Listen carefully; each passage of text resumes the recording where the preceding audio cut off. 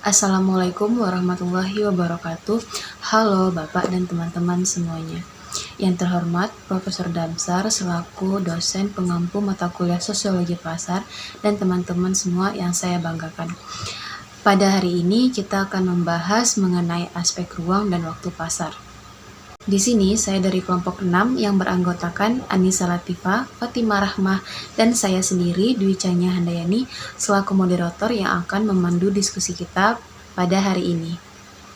Baiklah, di sini materi pertama mengenai konsep ruang dan waktu sosial akan saya jelaskan sendiri. Sebelum itu, saya akan menjelaskan ruang sosial. Ruang sosial menunjuk pada titik keberadaan atau tempat seseorang atau kelompok orang dalam lingkungan biofisikal pada kondisi geografis tertentu. Nah, titik keberadaan atau tempat tersebut menjadi sosial atau sebagai ruang sosial apabila titik keberadaan tersebut terkait dengan orang yang dihubungkan dengan orang lain. Sedangkan waktu sosial menunjuk pada saat atau momen keberadaan dalam peristiwa orang yang dihubungkan dengan orang lain. Waktu sosial meliputi berbagai macam hal, mulai dari kejadian hubungan antar manusia atau fenomena sosial. Nah, jadi maksudnya ruang sosial itu adalah tempat atau keberadaan seseorang melakukan hubungan sosial, sedangkan waktu sosial momen ketika seseorang melakukan hubungan sosial. Misalkan, pada pagi hari ini kita ada pertemuan di gedung B.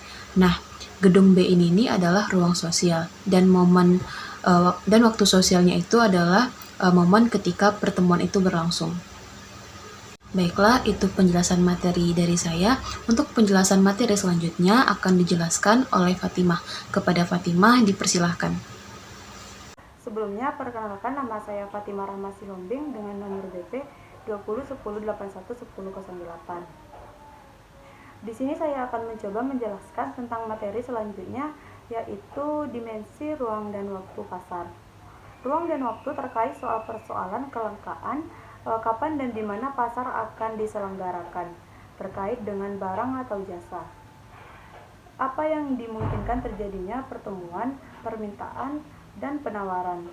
Sementara itu, barang atau jasa memerlukan pasar ketika mereka berhubungan dengan kelangkaan. Pemanfaatan dan penggunaan dimensi ruang dan waktu berarti berkaitan dengan aspek fungsional dari pasar. Adapun permainan di dimensi waktu dan ruang menunjukkan pada aspek persaingan di pasar.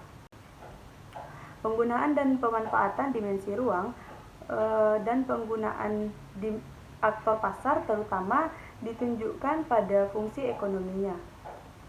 Penggunaan dan pemanfaatan ruang dari sisi ini pada setiap kelompok masyarakat berbeda dalam cara, namun dalam prinsip yang sama, yaitu berdagang di lokasi strategis.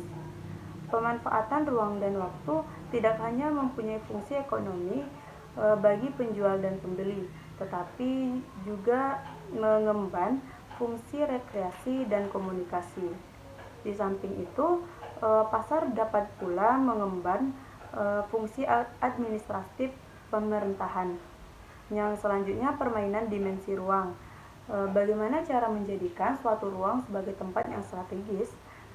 Strategis yang dilakukan aktor untuk menjadikan suatu ruang sebagai tempat strategis ada 3 cara. Yang pertama, memperindah dan mempercantik ruangan sehingga menarik orang untuk memperhatikan dan melirik tempat tersebut.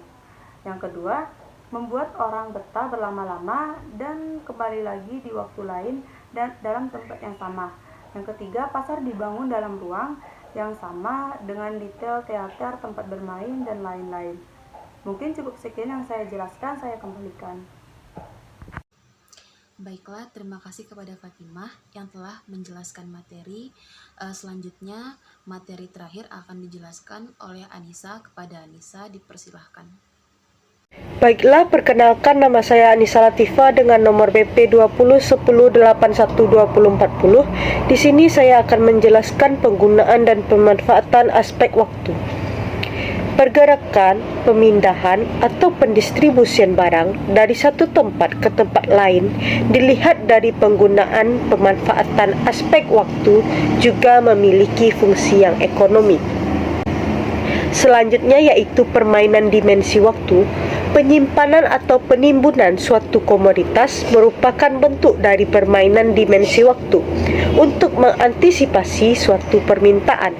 Permainan aspek waktu juga dapat ditelusuri pada aktivitas ekonomi pedesaan, seperti pembelian tanaman muda oleh para tengkulak kepada petani miskin desa. Hal ini merupakan permainan waktu terhadap harga jual hasil pertanian. Selanjutnya ada permainan aspek waktu dan ruang juga dapat dilakukan secara serentak oleh para aktor pasar.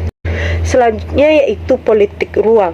Politik ruang merupakan segitiga sinergitas antara negara, dunia usaha, dan masyarakat madani. Sekian dari saya. Terima kasih. Baiklah, itu tadi penjelasan materi mengenai aspek ruang dan waktu pasar. Jika dari teman-teman ada yang ingin bertanya, silahkan ketik di kolom komentar dan jangan lupa like, comment, and subscribe. Saya akhiri dengan wassalamualaikum warahmatullahi wabarakatuh.